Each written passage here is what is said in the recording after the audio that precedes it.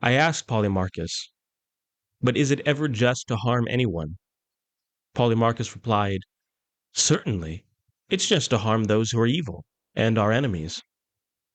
When horses are harmed, do they become better or worse? Worse. Worse in what pertains to horses, not dogs? Of course. And when dogs are harmed, they become worse in the qualities of dogs, not of horses? Exactly. Then when humans are harmed, do they not become worse in human virtue? Certainly. And human virtue is justice? Indeed. I continued, then when men are harmed, they become less just? That follows. But can a musician make someone unmusical through music? Of course not. Or a horseman make someone a bad rider through horsemanship? Impossible. Then can a just person make others unjust by justice? Or, more generally, can a good man by goodness make others bad? Certainly not. Just like the heat cannot produce cold, and drought cannot produce moisture. Clearly not. Then the good cannot harm anyone? Impossible. And the just is good? Yes. So to harm a friend, or anyone at all, is not the act of a just man, but of an unjust one. Polemarchus replied, I think what you're saying is entirely true, Socrates. In this passage, Socrates deconstructs the common idea that it is just to harm one's enemies. His argument is as brilliant as it is moral. Everything has a function that expresses its nature. For example, the function of a knife is to cut, the function of an eye is to see. The function of a human being must be something distinctive to humans. So we must ask ourselves, what is unique to humans? For Socrates, it is the choice to live a just life. For a human, to harm someone is to make them worse in their human nature, which, according to Socrates, is virtue. And if virtue is justice, then to harm someone is to make them less just. But justice cannot beget injustice, just as heat cannot create cold, or how healing cannot create sickness. Thus, the just man cannot harm anyone. This echoes the commandment of Christ. Love your enemies. Do good to those who hate you. Luke 6:27.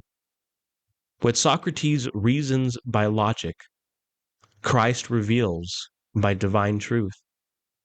It is not right to do harm, even to those who we believe deserve it. The good man, the just man, is not one who returns evil for evil, but who by his nature refuses to corrupt another soul. Saint Maximus the Confessor writes, he who loves his enemies neutralizes the strength of sin, just as one who hates them is wounded by sin. Here we see that even the smallest intention to harm is a fracture in the soul's pursuit of likeness to God. Harm corrupts the victim and the perpetrator alike. Justice is not a balancing of harm, but a restoration of order and virtue. Socrates' analogy of the musician is crucial. A musician produces music, harmony, not disorder. Likewise, the just man must produce justice. If we who claim to follow Christ, the fulfillment of the law, find ourselves harming others in the name of righteousness, we lie to ourselves and we lie to God. As the Apostle James writes, does a spring pour forth from the same opening both fresh and salt water? James 3:11. Origen, an early church father, in his commentary on Romans remarks, justice is not merely abstaining from wrongdoing, but acting according to the divine image in which man was made, directly connecting the belief of Socrates' argument of human nature, which is to be the image bearer of God, with the purpose of virtue. In Socrates' argument, justice is a kind of excellence of the human soul which cannot act against its own essence. In Christian terms, this echoes our creation in the image of God. God, who is goodness itself, does not do evil. So likewise, the man who imitates God cannot will to harm. Even when justice demands correction, the purpose is healing, not vengeance, but rather redemption and peace. Saint Isaac the Syrian goes further. Never say that God is just by human standards. If he were just, you would be in hell. Trust not in justice, but in mercy. Socrates would not use the word mercy, but his logic implies it. The truly just man does not punish to injure, but to reform, just as God disciplines those he loves. For the Lord disciplines the one he loves, and chastises every son whom he receives. Hebrews 12:6. For Socrates, to harm is to degrade the soul. Justice must uplift. Evidence for this internal soul-like description of justice is seen in the fact that Socrates never once appeals to justice in terms of laws or courts. His vision of justice is entirely internal and moral, not social or legal in appearance. In this, he is close to the spirit of Christ's Sermon on the Mount, where external obedience is insufficient if the heart is wrong and filled with hatred. You have heard that it was said to those of old, "You shall not murder, and whoever murders will be liable to judgment." But I say to you that everyone who is angry with his fellow man will be liable to judgment. Whoever insults his brother will be liable to the council, and whoever says "you fool" will be in danger of the hell of fire. Matthew 5:21-22. We must also note that Polymarchus is simply repeating the common errant belief of his fellow man.